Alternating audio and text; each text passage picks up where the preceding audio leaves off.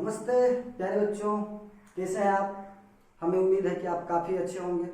चलिए, तो मैं फिर से आ गया आपके सामने हाजिर हूँ और मैं आज आपका जो इतिहास का पेपर है, इतिहास का जो सिलेबस हम पढ़ रहे थे, जो लेक्चर हम कर रहे थे, उसे आगे बढ़ाएंगे। ठीक है। और आपका जो सेशन था वो था इतिहास में, इतिहास 10th क्लास का इतिहास है और इसमें पहला चैप्टर पढ़ रहे थे। पहला चैप्टर यूरोप में राष्ट्रवाद। एक मिनट।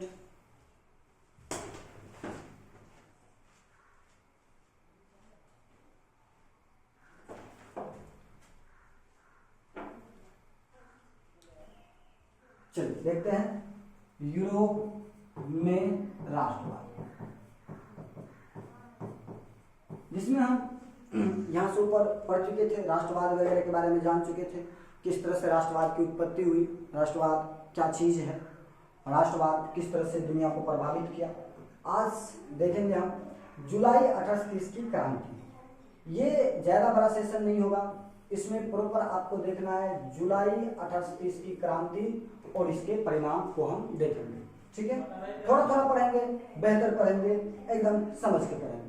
तो चलिए हम शुरू करते हैं आपका सेशन और जुलाई 1830 की क्रांति के बारे में जानते हैं, एकदम लाइन बाय लाइन, बेहतर तरीके से। चार्ल्स एक्स के बारे में जानिए। चार्ल्स दसम भी कहते हैं इसको। ठीक है, चार्ल्स दसम एक निरंकुश और प्रतिक्रियावादी शासक था। निरंकुश का मतलब आपको समझना है कि जिसपे कोई अंकुश या उंगली ना उठा सके, जिसपे कोई अंकुश ना लगाए या फिर उंगली नहीं उठा सके, उसे हम निरंकुश कहते हैं। और ये प्रतिक्रियावादी शासक था, मतलब किसी भी तरह का बेहतर संवैधानिक सुधार होने नहीं देना चाहता था। ठीक है। अब जिसने फ्रांस में उभर रही राष्ट्रीयता तथा जनतंत्रवादी भावनाओं को दबाने का कार्य किया। चार्ल्स दसम जो था ये राष्ट्रवादी भावनाओं को दबाने का काम किया, लोगों को जनतंत्रवादी होने नहीं देना चाहते थे। ठीक है। अब देखिए, दबाने का काम किया उसने अपने शासनकाल में। जब इसका शासन चल रहा था तो इन्होंने अपने शासनकाल में संवैधानिक घोषणा पत्र जो 2 अक्टूबर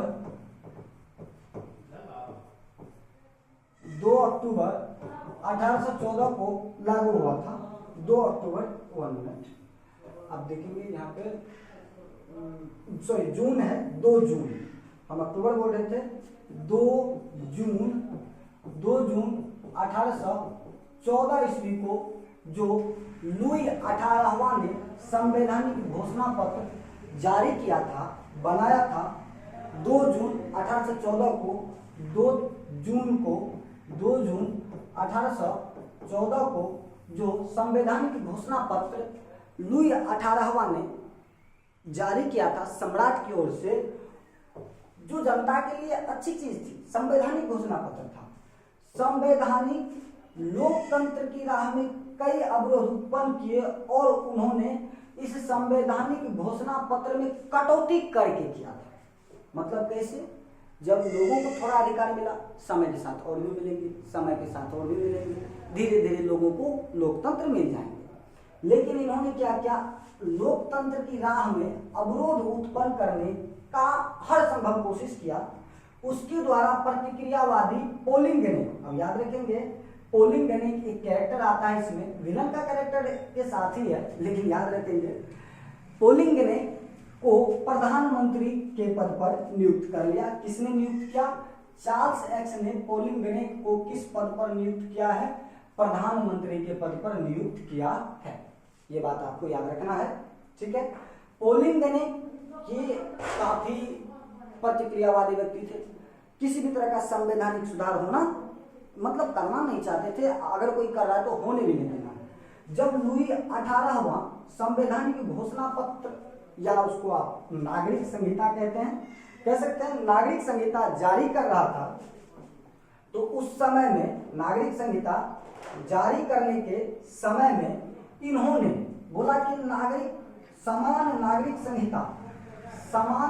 संहिता जारी करने की कोई जरूरत नहीं है, इसकी कोई जरूरत नहीं है, जनता को अधिकार देने का कोई जरूरत नहीं है, बल्कि इसके जगह पे अभिजात वर्ग को आप क्या कर दीजिए, कुछ विशेष अधिकार दे दीजिए। गजब आदमी था, शक्तिशाली अभिजात वर्ग की स्थापना तथा उसे विशेषाधिकारों से विभूषित करने का प्रयास किया था।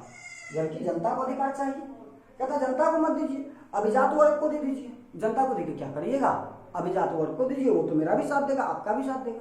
अजंता ये क्या चीज होता है, कुछ नहीं होता है, ये तो मतलब फालतू चीज है ना। तो ऐसा ये चाहते थे, कौन चाहते थे, ये पोलिंग नहीं करना चाहते थे। अब इसी व्यक्ति को जब ये पद पे नहीं था तब ऐसा बोल रहा था, ऐसा करना चाहता था। अब इसको पद दे दिया किसने, चार्ल्स एक्स ने। अब तो ये पीछे करेंगे, अपने मनमानी तौर तरीका से राष्ट्रवाद के राह में बढ़ता एकदम पहाड़ बन के ऐसे एकदम खड़ा हो जाएंगे, ले भैया आओ टकराओ, पहाड़ के जैसे खड़े हैं, ठीक है। तो इस तरह से ये काफी प्रतिक्रियावादी व्यक्ति रहे। अब देखिए, विभूषित करने का प्रयास किया, उसके इस कदम को उदारवादियों ने चुनौती तथा क्रांति के विरुद्ध षड्यंत्र समझा। अब ये जो अभिजात वर्ग को अधिकार देने वगैरह का कोशिश करने लगा, तो जो उदारवादी मतलब आप समझिए कि जो अच्छे व्यक्ति थे, जो मतलब हीरो के कैरेक्टर में आएंगे, हीरो के साथ में आएंगे, विलन के साथ में नहीं। तो जो उदारवादी व्यक्ति थे, उदारवादी व्यक्ति कह रहा है कि ये चुनौती दे रहा है, ये प्रतिक्रियावादी शक्ति है, ये चुनौती दे रहा है और षड्यंत्र कर रहा है, इसको कंट्रोल करना ही पड़ेगा, ठीक है। अब देखिए क्या होता है कि प्रतिनिधि सदन एवं दूसरे उदारवादियों ने, जो भी जनप्रतिनिधि थे, जो प्रतिनिधि सदन में बैठते थे, प्रतिनिधि सदन एवं दूसरे उदारवादियों ने पोलिंग ने, ये पोलिंग ने जो अभी भी प्रधानमंत्री बना है, जिसको चार्ल्स एक्स ने बनाया है, कि इस कार्य पर विरोध किया और असंतोष प्रकट किया। बोला हमें बहुत दुख है, क्या कर सकते हैं, ये ऐसा कर रहा है, ये सरासर काफी गलत है, ठीक है। अब उदारवादी जब दुख प्रकट कर रहे हैं, देश के ऐसे उदारवादी जो अच्छे थे, जब वो शोक प्रकट कर रहे थे, विरोध कर रहे थे, तो चार्ल्स एक्स बोला हम उसको प्रधानमंत्री बनाए, हम बनाए प्रधानमंत्री, उसको हम अधिकार दिए करने का। विरोध करने वाला जनता, उदारवादी तुम कौन होता है, अच्छा तू विरोध करेगा, रुक मजा चखाते हैं, इले आम का अचार चख ले। चार्ल्स एक्स ने क्या किया, प्रतिक्रिया स्वरूप, विरोध के प्रतिक्रिया स्वरूप 25 जुलाई 1830 ईस्वी को 4 अध्यादेश द्वारा उदार तत्वों का गला घोटने का प्रयास किया। मतलब जो संवैधानिक घोषणा पत्र में अच्छे नियम थे, 4 अध्यादेश लाया और उनका गला घोटने का मतलब उसको खत्म करने का काम किया, ऐसा उन्होंने किया, ठीक है। अध्यादेश, 4 अध्यादेश का गला घोटने का इन्होंने गला घोटने का प्रयास किया। उदारवादी तो बस शोक प्रकट कर रहे थे, दुख प्रकट कर रहे थे। अब उदारवादी के अधिकार को छीनने का कोशिश किया। इन अध्यादेश के विरोध में पेरिस में क्रांति की लहर दौड़ गई। जैसे जनता को समझ आया कि ये चार्ल्स एक्स और पोलिंग दोनों मिलके संवैधानिक घोषणा पत्र में जो हमें अधिकार दिया गया है उसको खत्म करने का कोशिश कर रहा है, पेरिस में, कहां पे, पेरिस में, यहां पे विद्रोह आंदोलन क्रांति शुरू हो गया। राजधानी पड़ता है ये, ठीक है। अब देखिए फ्रांस में, कहां पे, फ्रांस में 28 जून 1830 ईस्वी को, 28 जून 1830 ईस्वी को, कितना दिन बाद देखिए, 25 जुलाई 28 जून, लगभग वही 30-32 दिन के बाद, एक मंथ के अंदर ही क्या होता है, इन अध्यादेश के विरोध में पेरिस में क्रांति हुई और 1 माह के बाद गृह युद्ध शुरू हो गया।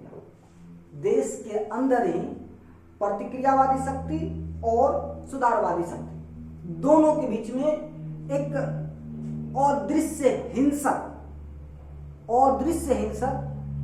युद्ध शुरू हो गया, कहीं कहीं ये प्रत्यक्ष रूप से हिंसक भी हो गया था। ठीक है, अब देखिए गृह युद्ध शुरू हो गया। अब ये जो गृह युद्ध देश के अंदर शुरू हो गया है फ्रांस में, इसे ही जुलाई 1830 की क्रांति नाम दिए। जुलाई 1830 की क्रांति नाम दिए, जो चार्ल्स एक्स और पोलिंगनेक के करतूत के कारण होता है। ठीक है, अब देखिए परिणाम स्वरूप चार्ल्स एक्स फ्रांस की राजगद्दी छोड़कर त्याग कर इंग्लैंड पलायन कर गया। किसने? Charles x. ला भैया, ये जो गद्दी पे बैठ के मस्त आराम से मनमानी कर रहा था, पोलिंगनेक को प्रधानमंत्री बना के बोला एकदम खुला साठ की तरह चढ़ जाओ एकदम जनता का अधिकार को। जब जनता गोसियाया तो इस बेचारे को गद्दी छोड़ के भाग भैया, एकदम निकल, जान बचे तो लाखों पाए, नहीं बचेगा तो कहीं एकदम डोरियो बांट के एकदम जीवन बिता लेंगे। ये वहां से पलायन करके कहाँ चले जाते हैं? इंग्लैंड पलायन कर जाते हैं। और इस प्रकार फ्रांस में जो बुर्बो वंश की स्थापना हुई थी, वियना कांग्रेस के तहत, वियना सम्मेलन के तहत जो फ्रांस में बुर्बो वंश की स्थापना हुई थी, उस बुर्बो वंश के शासन का अंत हो जाता है। बुर्बो वंश के शासन का क्या होता है? अंत हो जाता है। आगे बढ़ते हैं। अब देखिए इस क्रांति में और क्या क्या क्या, फ्रांस में जुलाई 1830 की क्रांति जो हुई, मेरे प्यारे बच्चों आप गौर से समझेंगे, हम आपको ज्यादा संबोधित नहीं करेंगे, समय ज्यादा जाया नहीं करेंगे, आपको पढ़ना है, आप बेहतर तरीका से समझें, एकदम शब्द को अच्छी तरह से सुने। ठीक है, आप बेहतर समझेंगे, हमें भरोसा है आप बेहतर समझेंगे। अब देखिए क्या होता है कि फ्रांस में जुलाई 1830 की क्रांति के परिणाम स्वरूप बुर्बो वंश का शासन खत्म। अब इसके जगह पे आया आर्लियंस वंश। कौन सा आया? आर्लियंस वंश को गद्दी सौंप दी गई। किसको सौंपा गया गद्दी? आर्लियंस वंश को गद्दी सौंप दी गई। और इस वंश के शासक लुई फिलिप जो उदारवादी थे, इन्होंने पत्रकारों और पेरिस राजधानी की जनता के समर्थन से सत्ता प्राप्त किया। मतलब जहां फ्रांस में बुर्बो वंश का शासन चल रहा था, खत्म, अब आया आर्लियंस वंश। कौन सा वंश आया है? आर्लियंस वंश आया है। और आर्लियंस वंश के जो राजा बने उसका नाम था लुई फिलिप। क्या नाम था? लुई फिलिप था। ठीक है, और ये ज्यादा लंबे समय तक नहीं रहते हैं। ठीक है, इन्होंने उदारवादियों, पत्रकारों और पेरिस की जनता के समर्थन से सत्ता प्राप्त किया था। लेकिन क्या होता है कि ये शुरुआती दौर में अपनी नीति उदारवादियों के लिए तो रखा था, इसका नीति उदारवादियों के लिए था। ठीक है, और संवैधानिक गणतंत्र के ये निमित्ती थे। निमित्ती मतलब उसके पक्षधर थे, चाहते थे कि देश में संवैधानिक गणतंत्र लागू। ठीक है, तो इसकी नीतियां उदारवादियों के पक्ष में था, संवैधानिक गणतंत्र के निमित्ती थे। ये चाहते थे कि संवैधानिक गणतंत्र स्थापित हो। ठीक है, बेहतर थे लेकिन कर नहीं पाए, बेहतर नहीं कर पाए, कोशिश अच्छा था। चलिए आगे देखते हैं। अब ये 1830 की जो क्रांति हुई, इस क्रांति का परिणाम क्या निकलता है, थोड़ा सा इस पे एक बार नजर देते हैं। देखिए क्रांति सिर्फ दो व्यक्ति की गलती से होता है। एक पहला था चार्ल्स एक्स या चार्ल्स दसम, जिन्होंने पोलिंगनेक को प्रधानमंत्री के रूप में नियुक्त किया। और पोलिंगनेक काफी प्रतिक्रियावादी व्यक्ति था, जिन्होंने संवैधानिक घोषणा पत्र में जो समान नागरिक संहिता थी उसे खत्म करने का प्रयास किया, जिसके एवज में जनता ने राजधानी में विद्रोह किया और चार्ल्स एक्स को गद्दी छोड़ना पड़ा। ठीक है, अब इस क्रांति का परिणाम देखेंगे तो क्या होता है कि इस क्रांति के परिणाम स्वरूप सबसे पहला बुर्बो वंश का शासन खत्म हो गया फ्रांस में। उसके जगह पे आर्लियंस वंश का शासन आया, चार्ल्स एक्स पलायन कर गया है, उसके जगह पे लुई फिलिप आ गया। लुई फिलिप थोड़ा ठीक है। अब इस प्रकार जुलाई की क्रांति इस बात की सूचक थी कि देश में कट्टर सत्तावादियों का प्रभाव कम हो रहा है, ऐसे व्यक्तियों का प्रभाव कम हो रहा है जो केवल सत्ता के लिए ही अपनी राजनीतिक पहचान को बचाए हुए हैं, केवल सत्ता के लिए। उसे देश की किसी भी व्यवस्था से कोई मतलब नहीं, उसे देश में सुधार हो ना हो इसमें कोई दिलचस्पी नहीं, केवल सत्ता उसके हाथों में रहे, ऐसी भावना से ओतप्रोत इस विचारधारा पे चलने वाले जो फ्रांस के राजनायक सब थे, राजनेता सब थे, अब उसका प्रभाव थोड़ा घटता हुआ नजर आ रहा है। ठीक है, अब देखिए वास्तव में यह क्रांति मध्य वर्ग मिडिल क्लास जो है उसी के द्वारा किया गया था, क्योंकि वहां पे अभी मध्य वर्ग का उदय हो चुका है। देश की आबादी का मैक्सिमम हिस्सा मिडिल क्लास फैमिली से था। तो इस तरह से इस क्रांति में, जुलाई 1830 की क्रांति में एक वर्ग, एक समुदाय, मतलब आप समझिए कि समाज, जो रहने वाले समाज में लोग हैं वो बहुत ज्यादा अमीर में धनवान धनाढ़ नहीं है और ना ही बहुत ज्यादा गरीब, मतलब एक मीडियम क्लास में चलने वाले व्यक्ति हैं। ऐसे समुदाय, ऐसे वर्ग का उदय हो चुका था जिन्होंने जुलाई 1830 की क्रांति का नेतृत्व किया था। ठीक है, मध्य वर्ग और लोक सत्ता के सिद्धांतों की देन थी। मतलब कि एक तो वर्ग समुदाय के बारे में जाने, दूसरी बात है यहाँ पे कि लोक सत्ता, अब जनता सत्ता को अपने हाथों में लेना चाहते थे, सत्ता को अपने हाथों में लेना चाहते थे, क्योंकि काफी टाइम से जनता इस चीज से परेशान था कि आप देखिए सबसे पहले नेपोलियन यूरोप में काफी उत्पाद मचाया, उससे क्षुब्ध होकर के जनता नेपोलियन को खत्म करना चाहा, तो मेटरनिक के नेतृत्व में वियना सम्मेलन हो गया। लेकिन वियना सम्मेलन से जो जनता उम्मीद लगा के बैठा था कि जनतंत्र आएगा, लोकतंत्र आएगा, संवैधानिक लोकतंत्र आएगा या फिर संवैधानिक राजतंत्र ही आए, पर संविधान तो मिलेगा, थोड़ा अधिकार जनता को मिलेगा, ऐसा कुछ नहीं हुआ। फिर से नेपोलियन से जो पहले का व्यवस्था था उसे लाके दे दिया गया, जनता फिर से क्षुब्ध रह गई और एक बार फिर से वियना सम्मेलन के उद्देश्य को खत्म करने के लिए अभी भी जनता को संघर्ष करना पड़ेगा।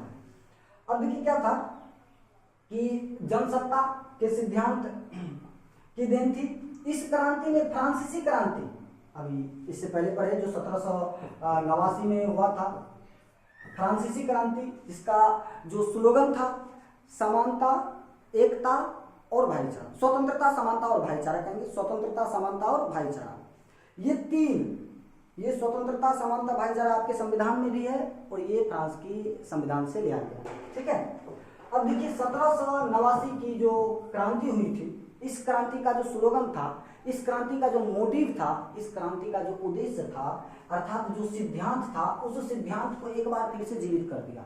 1789 की क्रांति का सिद्धांत धीरे धीरे दबता जा रहा था, लेकिन एक बार जब जुलाई 1830 की क्रांति हुई तो उसी सिद्धांत को एक बार फिर से जीवित कर दिया, जनता फिर से उसी जोश के साथ आंदोलन करता है। अब देखिए वियना कांग्रेस के उद्देश्य को निर्मूल, बेफजूल का मतलब जिसका कोई अर्थ ना हो, ठीक है, निर्मूल सिद्ध कर दिया, जिसका कोई मूल्य ना हो। ठीक है, अब इसका प्रभाव संपूर्ण यूरोप पर पड़ा।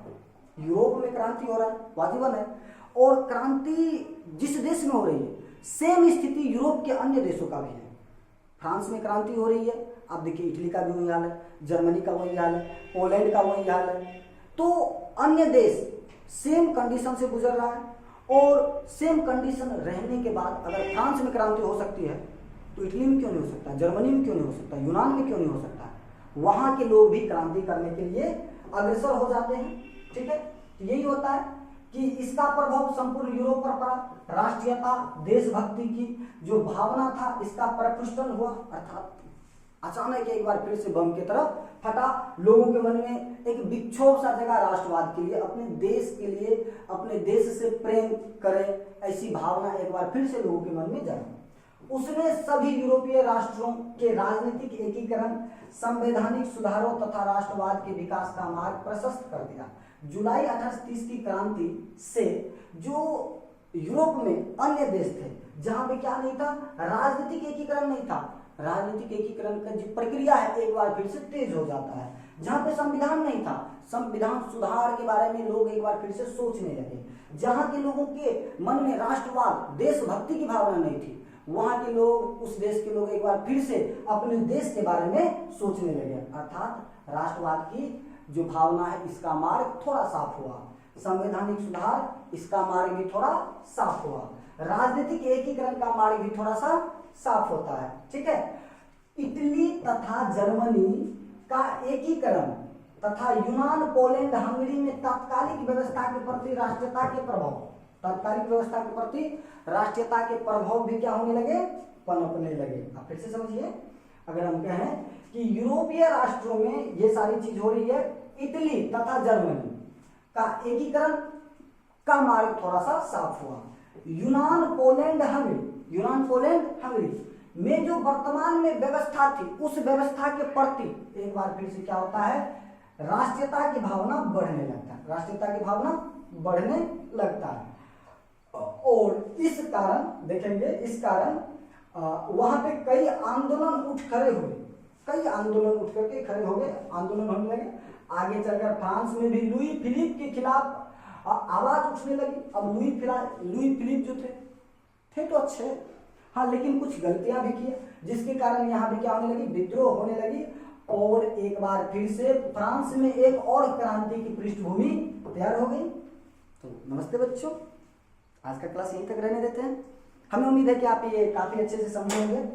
तो चलिए मिलते हैं अगले क्लास में, जिसमें हम पढ़ेंगे 1848 की क्रांति, 1848 की क्रांति, और ये फ्रांस में ही होता है। तो फ्रांस में 1848 की क्रांति के बारे में अगले क्लास में पढ़ेंगे। अगर आपको ये क्लास अच्छा लगा हो तो हमें अपना प्यार दिखाएं। बाकी मिलते हैं अगले वीडियो में।